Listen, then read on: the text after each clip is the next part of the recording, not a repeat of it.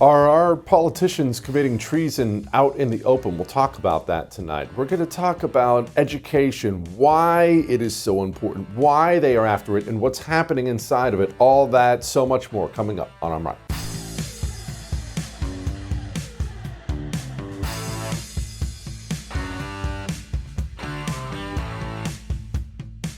Let's talk, before we get to the kids and education, let's set it up, if you will. Let's talk a little bit about just basic morality, a moral framework. Children. Maybe you love children. Maybe you can't stand them. Totally fine. But you know that children are important and wonderful, and you would never want to harm one, right? It would never occur to you in any way to harm one. In fact, you probably go out of your way to not do so, even if you can't hurt kids. You're walking on an elevator, there's a little kid there. Hey, don't want to knock him over, don't want to hurt a kid. That's how normal, decent people think about children. But this is, as we start to talk about education here and what the communist has done and is doing and why, this is a huge reason the right still struggles to understand how deep the communist is embedded in education, and more importantly, why. When you look at a child, that's a little girl, a 5-year-old girl, she got a big backpack on. You may think, oh, what a sweet looking child. You may think, oh gosh, I bet she's annoying. But it would never occur to you. It would never even enter your mind, I bet I can use her for the revolution. I bet that if I get to that child, I bet I can use her to destroy the United States of America and burn down everything. Thoughts like that would never cross your mind. You wouldn't want to use her for anything. But it's important to understand that's exactly how the communist views all children, all of them, every single one, his own, yours, all the children of the world. They're not precious, they're not innocent, they're not people to be protected at all. They are future soldiers of the revolution if they can be recruited and trained in time. And that is why they focus so much on education. They always have, they always will. There are endless quotes I could read you from Lenin talking about give me 4 years of the nation's youth. Endless quotes I could read it to you. The communist believes children, yours and his, are recruits to be trained for the revolution. If they happen to die, be mutilated, be miserable, none of that matters at all. We have a revolution to fight. We need these child soldiers. I saw a poll actually this morning. It was a poll, it was about Gen Z and how they prefer, quote, socialism to capitalism. And everyone's up in arms. How could this happen? How could this be? They don't understand. Well, where do you think they learned that? Do you remember this little tidbit from Columbia Medical School?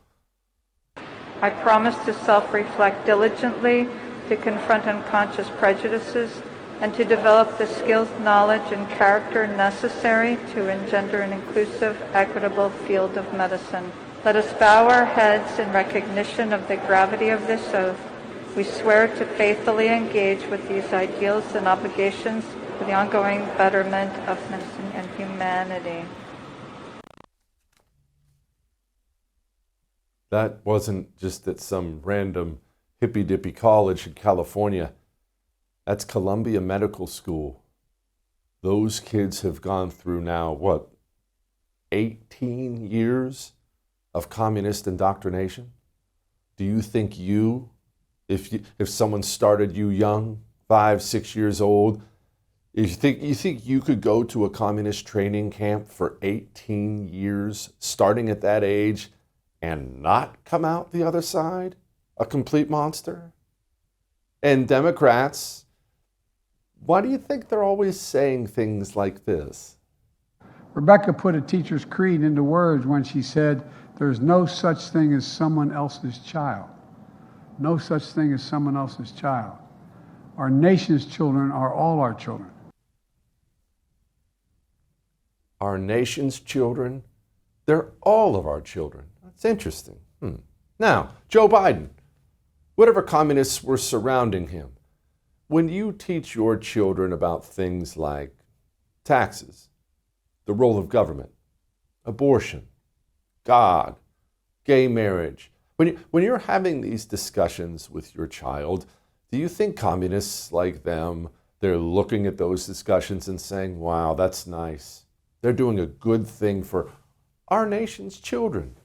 Or do you think communists are looking at your child and the lessons you're teaching your child and saying to themselves, well, we got to put a stop to that? That's of course what they're thinking. When you are there trying to impart actual morality, life lessons, wisdom onto your child, the communist is furious about it. The communist understands after 100 years of testing that if your child grows up to be a normal, moral, happy, successful human being, that your child is going to be a very, very difficult person to recruit into the revolution.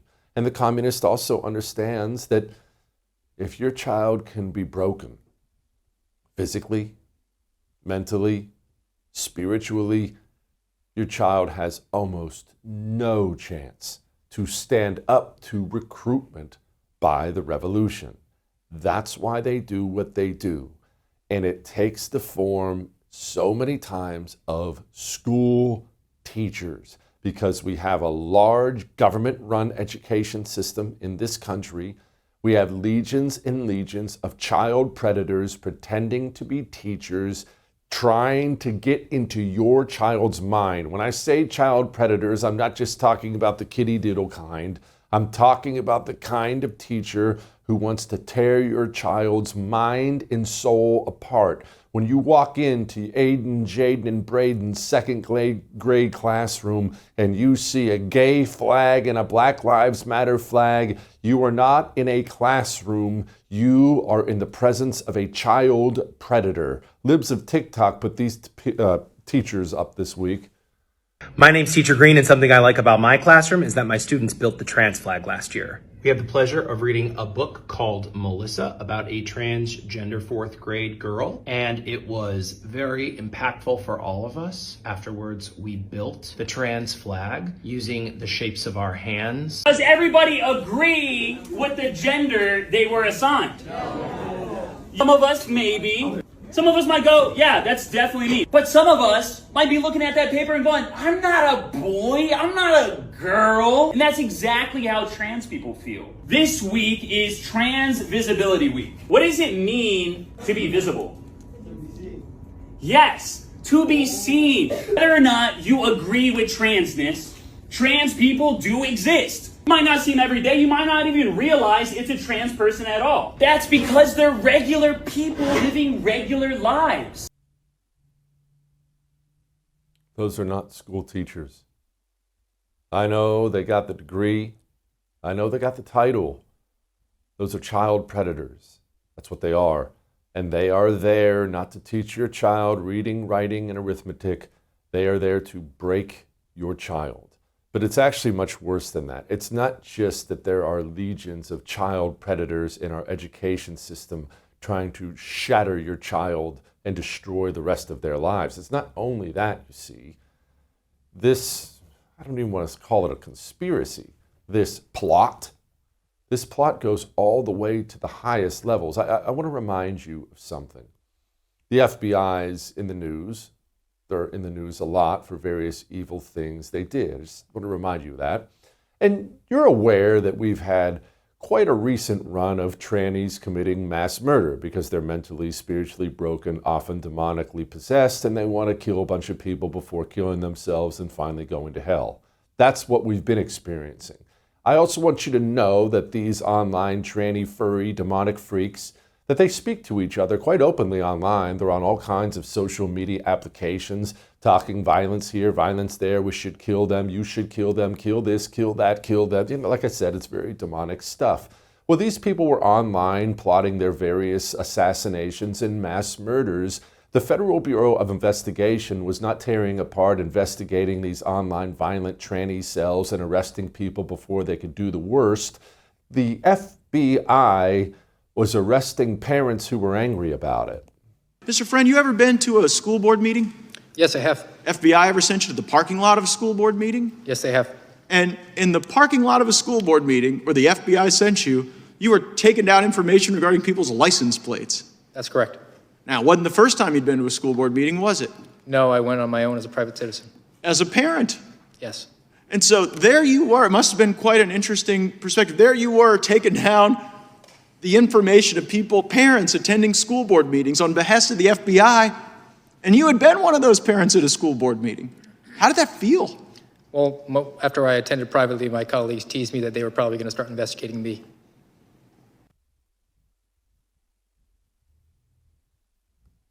The largest, most powerful federal law enforcement arm in the United States of America exists as a protection racket for the LGBTQ demon mob trying to take away your child's soul. Do you happen to remember in the wake of Charlie Kirk's murder, we had these No Kings protests, these various commie protests around the country? Do you remember this hippopotamus, Chungus? Hey! You ever heard of Ozempic, you I know she doesn't look like a predator, more like an elephant. I understand that. But that's a school teacher who still has her job. Do you think that elephant walks into the classroom every single day to teach your child reading, writing, and arithmetic? No, she's there to train a revolutionary. And if you're not careful, your child will become one. All that may have made you uncomfortable, but I am right. We have a huge show for you tonight. So much on tap. Before we get to any of that, why don't we put some chalk on tap for you? Every day for me. Every single day, it's a male vitality stack for me. You should try it. Do you know what it feels like to have your T levels spiking all the time? Clinically tested 20% increase in your testosterone in 90 days with natural herbal supplements? How can that be? I know the internet has taught you that you have to go get a needle jammed in your arm if you want to fix those low T problems, but those low T problems are not your fault. There's estrogen in our waters, and you don't need a needle jammed in your arm. You need a male vitality stack from Chalk. Go get a subscription. There's a huge Black Friday deal already. Chalk.com/JesseTV. We'll be back.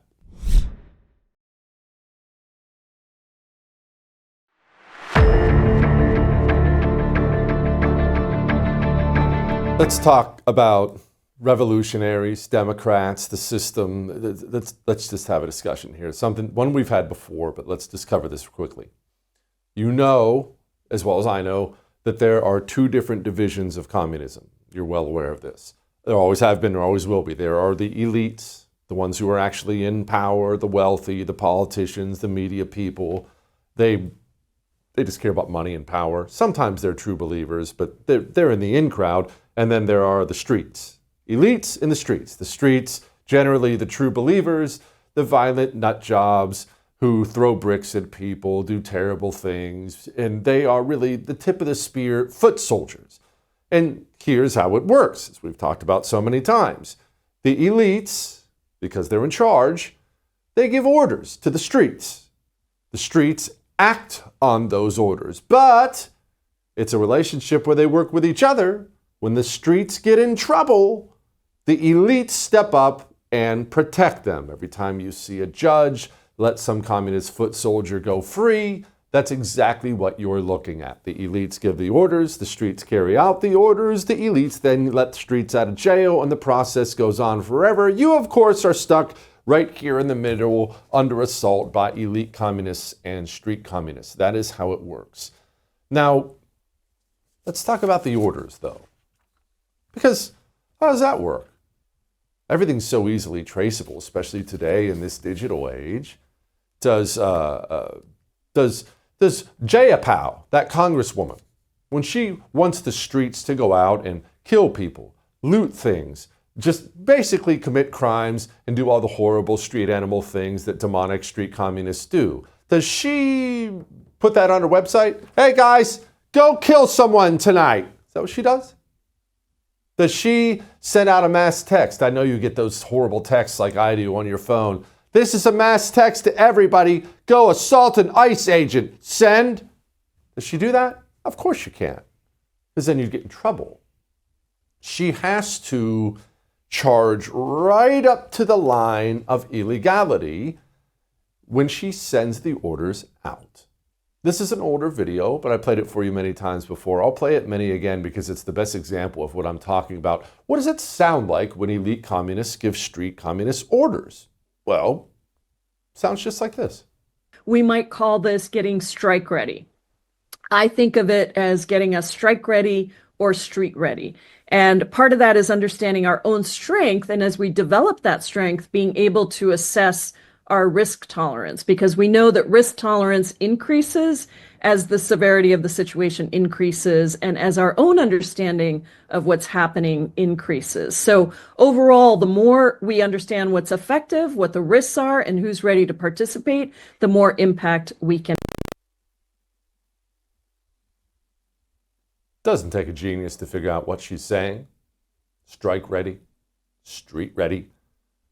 What is our risk tolerance? If she was encouraging legal things, why would there be any risk at all? What is our risk tolerance? And then she even tells them, hey, our risk tolerance has to increase. It's really bad out there. And it's really, really bad out there. That's what it sounds like when elite communists give orders to street communists. That's what it sounds like. Now, it would be one thing if it was just some brain-dead congresswoman from Seattle or just some street professor or something like that at Berkeley, something like that, telling his students to get strike ready and street ready. But the problem is we don't really have a Democrat Party anymore. We have a communist revolutionary party, and you can tell because the orders from elites come from the highest possible levels of the party. It's not just one local guy or a teacher here. The highest possible levels, they say essentially the same thing. I know you've probably seen it or heard it, but I want you to watch this video Democrats put out yesterday, and I want you to keep a couple things in mind. There are Democrat United States senators, multiple senators in this video, and this is not a video that some wonderful undercover journalist on our side did some digging on and found in the dark web. They put this out themselves. I'm Senator Alyssa Slotkin. Senator Mark Kelly. Representative Chris DeLuzio. Congresswoman Maggie Goodlander. Representative Chrissy Houlihan. Congressman Jason Crow. I was a captain in the United States Navy. Former CIA officer. Former Navy. Former paratrooper and Army Ranger. Former intelligence officer. Former Air Force. We want to speak directly to members of the military and the intelligence community who take risks each day to keep Americans safe. We know you are under enormous stress and pressure right now. Americans trust their military. But that trust is at risk. This administration is pitting our uniformed military and intelligence community professionals against American citizens. Like us, you all swore an oath to protect and defend this Constitution. Right now, the threats to our Constitution aren't just coming from abroad, but from right here at home. Our laws are clear. You can refuse illegal orders. You can refuse illegal orders. You must refuse illegal orders. No one has to carry out orders that violate the law or our Constitution. We know this is hard and that it's a difficult time to be a public servant. But whether you're serving in the CIA, the Army, or Navy, the Air Force, your vigilance is critical. And know that we have your back. Because now, more than ever, the American people need you. We need you to stand up for our laws, our Constitution, and who we are as Americans. Don't give up. Don't give up. Don't give up. Don't give up the ship.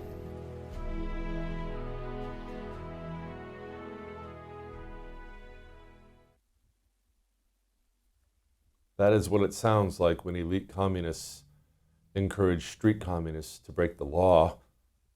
Only this time they were speaking to CIA agents, Army personnel, Navy personnel, Air Force, the works. We don't have a Democrat Party anymore.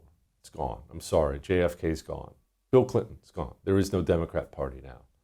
There's a communist revolutionary party, truly radicalized from the top to the bottom. Keep that in mind. Talk to Tyler O'Neill about that video, what they were saying, and many other things in a moment. Before we talk to Tyler, I know I need some chips after that, because chips make me feel better. They do. I know.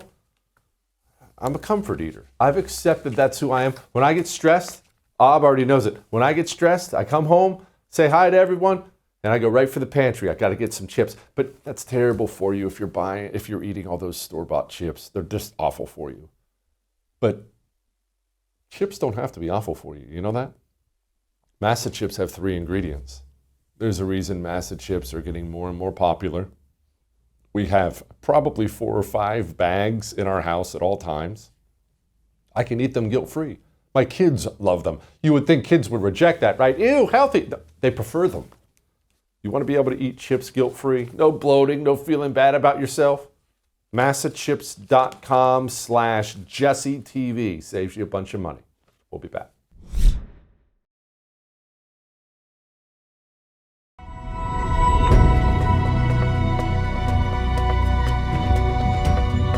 Well, there's something we have discussed many times before, and that's how many communists are burrowed deep inside of the United States government, and they don't just sit there and cash a paycheck and sharpen their pencils all day long. They're revolutionaries working to undermine the United States of America under Republican administrations and Democrat administrations. Someone who is well aware of this little network, Tyler O'Neill, senior editor at the Daily Signal. Tyler, you just did a piece about an ex-Obama staffer. What's this ex-Obama staffer doing in the government? Yeah, so this guy's name is Brett Cozzolino, and on LinkedIn, he goes by Brett Cozzolino Bahave. But it's the same guy, and we know it's the same guy because of Legistorm, because of some federal documents about his employment. But this guy, he worked in the Obama administration. He worked for the OPM there in the Obama White House, the Office of Personnel Management. And then he spent a few years working with radical left climate activist groups. And these are organizations that, though they don't push the alarm element very much in their messaging, they very much are focused on research from the perspective of carbon emissions are going to doom the planet and we have to prevent them yesterday. And so these climate activist organizations for which Cozzolino worked have a night and day disagreement with the current Trump administration. Yet Cozzolino then went on to work in FERC, the Federal Energy Regulation Commission, and this commission oversees the energy markets in the United States and abroad. And this commission, he is still in his role at FERC, at least as far as I can tell. When I reached out to FERC, they didn't confirm or deny it. But according to other sources and according to his LinkedIn, which, by the way, as soon as I asked FERC whether he was still at the agency, Cozzolino's LinkedIn disappeared from the internet. So I think that tells you that I was onto something. Okay, I know I'm asking you a question that's almost impossible to answer, but how many of these types, Tyler, do we believe are still woven throughout our massive federal government doing their evil deeds behind closed doors? Well, many. And let me be clear, I don't have any evidence that Cozzolino or any of the specific burrowers that I've covered have been working as deep state actors to oppose Trump from within. But it stands to reason, given what they've been doing ahead of time, what they were doing under the Obama administration before they burrowed in, and now what they've been doing what they're overseeing in the Trump administration, that if there are cogs in the wheel, these people are probably connected to it. And these burrowers, so what is a burrower? It refers to a person who was politically appointed, often by the previous administration. In this case, we're going all the way back to Obama, who then took a position that's ostensibly non-political in the federal bureaucracy, that's overseeing policy, but who isn't politically appointed by the president. And this is part of an approach to the administrative state that I think is fundamentally wrong-headed.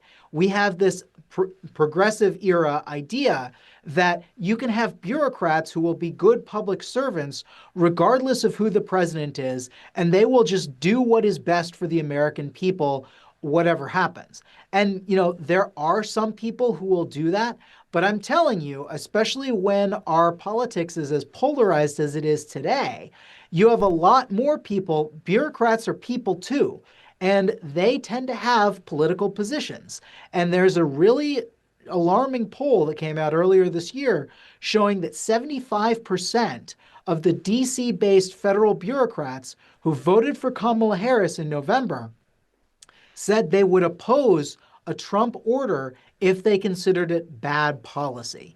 And this poll highlights that the deep state is a threat, that these people are out there, and it is only a matter of time before some of them actually do act against the president. Are they already doing it in the military, Tyler? Are they defying Donald Trump's orders on things like DEI? Well, we don't have evidence that actually, what we do have evidence of is a long-term relationship between many branches of the military and an activist group, a student. It's called the American School Counselor Association. This group has embraced DEI and CRT and has worked with, they've taken the standards of the Southern Poverty Law Center. The Southern Poverty Law Center, for those who need a brief refresher, puts mainstream conservative and Christian groups on a hate map with chapters of the Klan and raises money by going to their donors, exaggerating hate and saying, we are the premier source in fighting this hate. And they also have an education arm called Learning for Justice. It used to be called Teaching Tolerance. And then around 2020, they decided that tolerance was too tolerant of injustice. So they had to switch to Learning for Justice. And so this program releases student social justice standards for students. And those social justice standards were entirely accepted by the American School Counselor Association. And so this counselor association is pushing DEI, and it's been endorsed many times. It receives federal funding through branches of the military that are sponsoring their annual convention. And it's not just the annual convention of the overall group, it's also the annual conventions of their state chapters that embrace everything that the American School Counselor Association embraces. So I reached out to the Department of War about this, and the Department of War spokesman said, he didn't mince words, he said, what the SPLC's social justice standards are is entirely separate from the ideas and what we believe is in the best interest of the American people. But they did not tell me that these military branches will cease their sponsorship of these annual conventions. So we're going to have to see. I'm going to keep asking these questions. There was an Army spokesperson who said that they looked into this and sponsoring these conventions did not violate any policy. So we're going to have to be, consistent in saying, look, the military, if they stand against these divisive ideologies, they need to not be endorsing groups that stand for these things. And I think this is something we have to keep saying and keep emphasizing because, President Trump had that excellent executive order saying that his administration opposes DEI, but what we're not seeing the military entirely seeming to follow that. And that's even worse now. I mean, I think you were about to ask me about this one because this is something really shocking. We saw Democrats calling on members of the military to oppose orders that President Trump gives. And they say, that the military should refuse illegal orders. And these are many Democrats who themselves served in the military. They're saying this in the context of trying to tie Trump's hands and prevent military forces from protecting ICE agents and other federal immigration law enforcement officials while they're carrying out Trump's lawful enforcement of immigration law. And so they're saying, look, military, you need to oppose Trump's illegal orders. And this is in the context of them opposing Trump's legal actions. And then they're acting as though they came back and said, this is not about undermining Trump's authority. This is not about opposing America. There's nothing more patriotic than standing for the law against a reckless commander-in-chief, or so these Democrats have been saying. And to that I say, they know what they're doing. They're encouraging people who may already be predisposed to some degree to oppose the sitting president of the United States to act in rogue ways. Their messages are for the burrowers that I've been exposing. And these Democrats are effectively saying, look, if you're in the administration, you should not follow the elected president's orders because we say they're illegal. But how each specific order is supposedly illegal is anyone's guess. Tyler, thank you, man. That was awesome. Come back soon, please. We got a lot of stuff to drain. We'll talk to Chip Roy about some things next.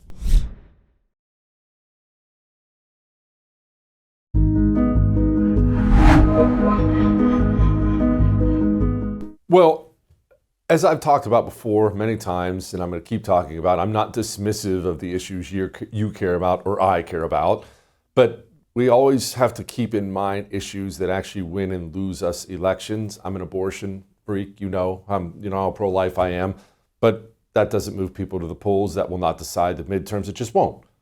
You know what will? Inflation and immigration. Donald Trump's in the White House. We have the House and Senate because of inflation and immigration, specifically the American people's anger over those two things. So let's always keep that in mind. In fact, let's talk to Chip about that right now. Joining me now, Congressman from the state of Texas, going to be Attorney General in the state of Texas if all goes well, Congressman Chip Roy. Chip, what is the PAUSE Act? Well, great to be on, Jesse, and you couldn't be more correct. With respect to the issues that are going to matter next year in the election. Inflation and affordability is obviously a huge one, but so is immigration and continuing to do what we said we would do. The president and his team, obviously Tom Homan, Stephen Miller, the secretary, the fine folks at ICE and Border Patrol have been doing a great job stopping the egregious flow at the border. It's basically triage, right? Like, let's just stop the flow, stop the bleeding. And now they're doing a lot of the removals. ICE is engaged. Are we removing people as fast as you and I would prefer? No, but are we still removing tens of thousands of people? Yes, that's a good thing. Self-deportations are occurring. We're going to have to keep, following that, studying that, and having oversight to make sure we know how many people are going. But then there's this issue of legal immigration. So you ask about the PAUSE Act. I'm introducing legislation this week that would pause all legal immigration with the exception of short-term tourist visas, to basically say we need to review our entire system from top to bottom. We should make sure that we are fixing the abuses of H-1B visas, which have been extraordinary. We should end diversity and chain migration, the diversity visas and chain migration, which allow for this, cousins and brothers and sisters and extended family members that then piggyback on someone who comes into the United States. We should fix the magnets to the interior of illegal immigration, including Plyler v. Doe, which was a bad decision in the 1980s, saying that we must fund illegal aliens in our schools. It was a Texas case. We should end the broken birthright citizenship rule and instead make it to where it's very clear that if you're born to an American citizen, you're a citizen, but not just because you're on American soil, because it's a magnet for people to come here illegally. And importantly, and last but not least, we need to continue to explore what I put forward in a separate piece of legislation, vetting people for adherence to Sharia law. We should make sure that the people who are coming here are not adherent to Sharia law. We should remove those who are. And if we do those things and others, frankly, then we can unpause immigration once we fixed it to work right. But we have 51 million people in our country who are foreign born, 16 to 17% of the population. It's higher than it's ever been. We don't have an education system teaching people that America is great. So let's pause. Let's restructure our system. Let's take a deep breath and let's get American workers back into the workforce. Let's support an America First workforce rather than a corporate-driven one.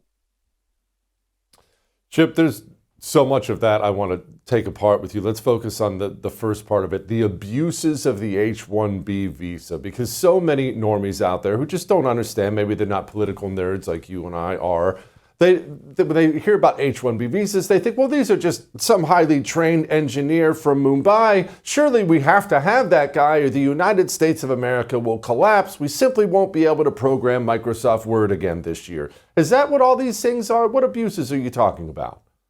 Yeah, first of all, we should also make sure that we've got high-skilled workers that are being created here at home. Okay, so let's start there. And one way to do that is to stop the flow of the corporations bringing people in H-1Bs and improving our education system and increasing the demand so that Americans will do it. But secondly, it's not being used that way. That's a falsehood.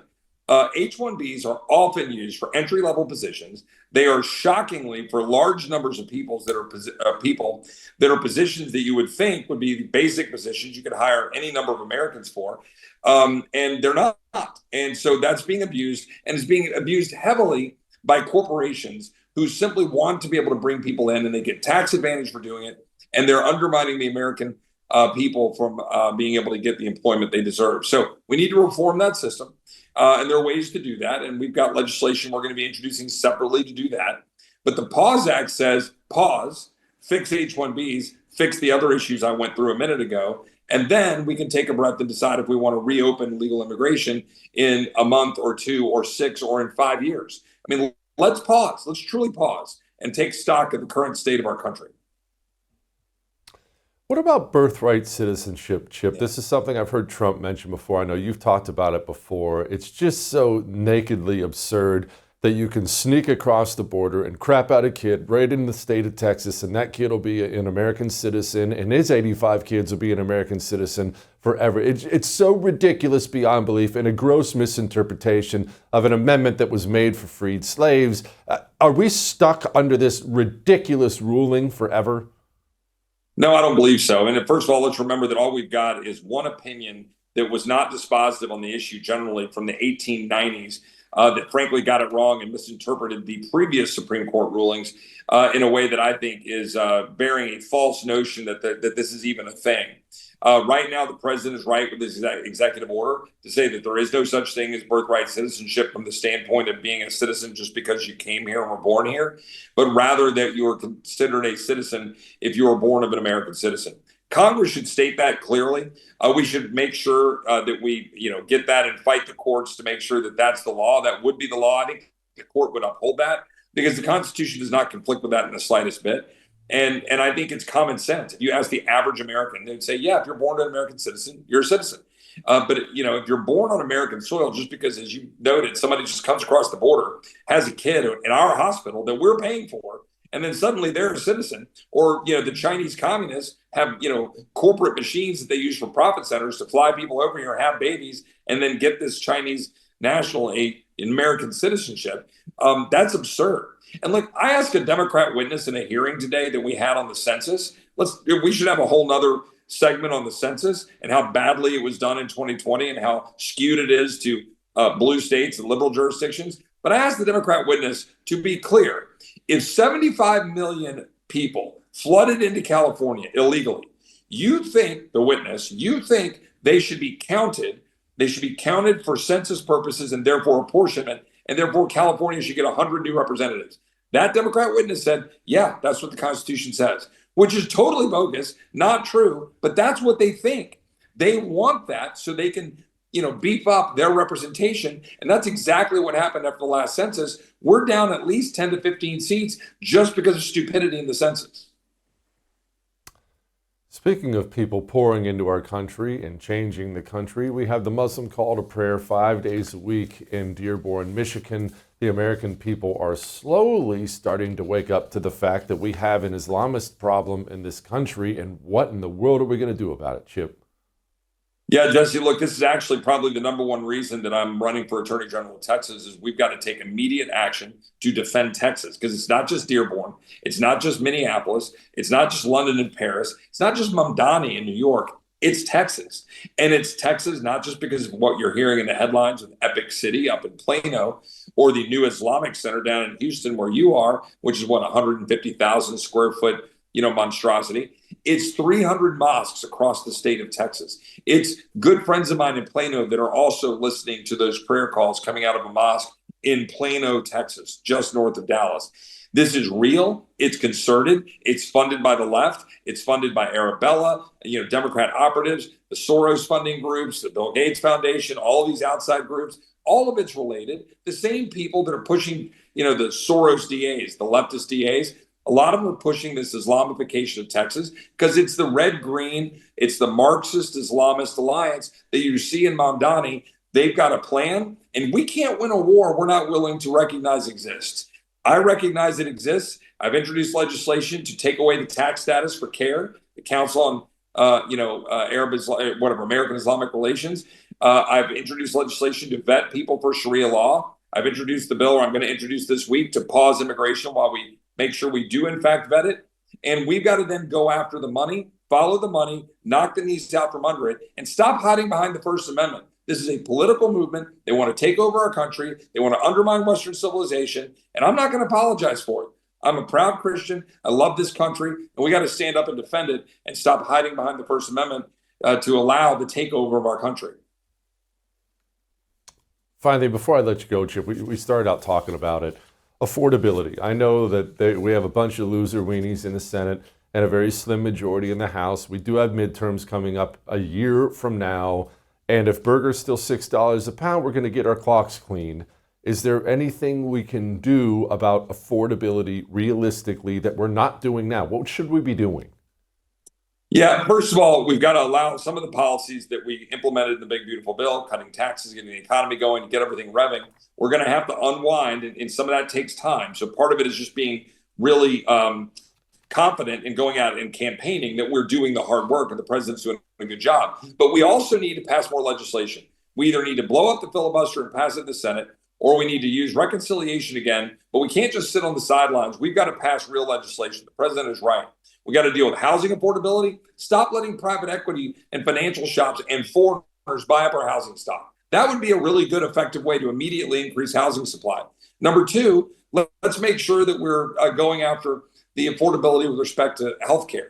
Just massively change the system to get us out from under the broken Obamacare system by expanding health savings accounts, equalizing the tax treatment for everybody so that you get the same tax break that big corporations get. Stop funneling subsidies to insurance companies. Empower patients to be able to go to doctors of their choice. We can do that. We have all the legislation. We just have to go do it. But stop running away in fear and go on offense. And finally, you want to deal with groceries. You've just got to make sure that we're creating competition and that we're making sure that we're growing more stuff here at home. We should stop allowing the Chinese communists to own our farms and our ranches and our meatpacking facilities, free up our local farmers to get more stuff directly to market. And then once you do all that and get the economy going, we'll be in good shape.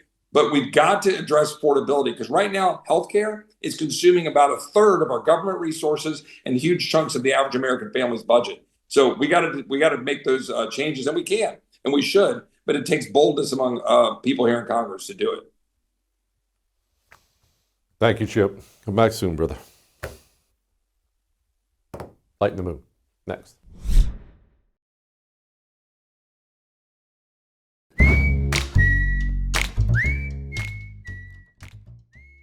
All right, it's time to lighten the mood, and we may not always love the specific language or specific targets Donald Trump uses or targets he goes after, but we will carry something on long after Donald Trump has passed.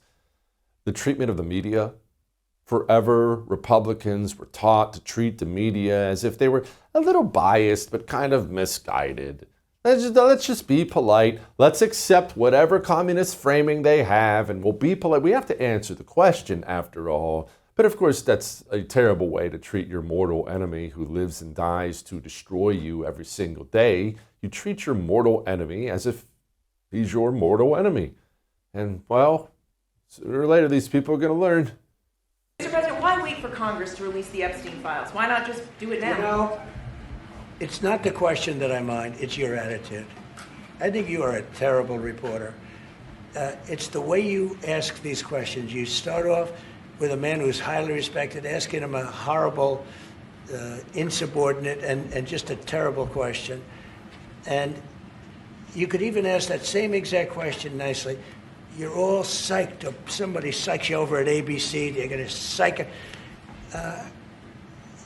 you're a terrible person and a terrible reporter. And ABC is your company, your crappy company, is one of the perpetrators. And I'll tell you something. So why not just sign it now? I think the license should be taken away from ABC because your news is so fake and it's so wrong. Yeah, If there's something incriminating in the file, sir, why not acting as